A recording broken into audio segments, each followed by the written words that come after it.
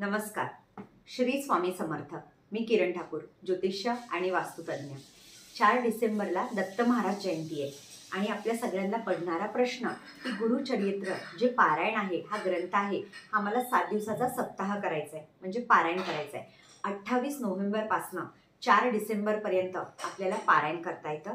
एक पारायण म्हणजे 7 दिवस सप्ताह चालतो. कसल्याही इडापिडा असो, संकट असेल, तुमची कामं होत नाही, तुमच्या मनाला शांत देताना जर शांतता पाहिजे असेल तर गुरुचरित्र पारायण हे ग्रंथ करा, म्हणजे पूर्ण पारायण करा.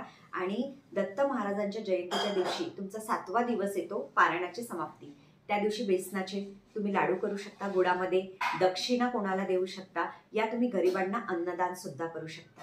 आणि हे पारायण करताना ब्रह्मचारी पालन करायचं आहे. सर्वात मेन, सकाळी जर करत असेल तर तोच टाइम ठेवा. 7 दिवस किती अध्याय वाचायचे अनुक्रमणिकामध्ये सगळं काही दिलेलं आहे. आणि मार्केटला बघा, गुरुचरित्र पारायण मिळतं, सगळं वेगवेगळ्या प्रकारामध्ये मिळतं तुम्हाला, त्याच्यामध्ये सगळं काही दिलेलं आहे.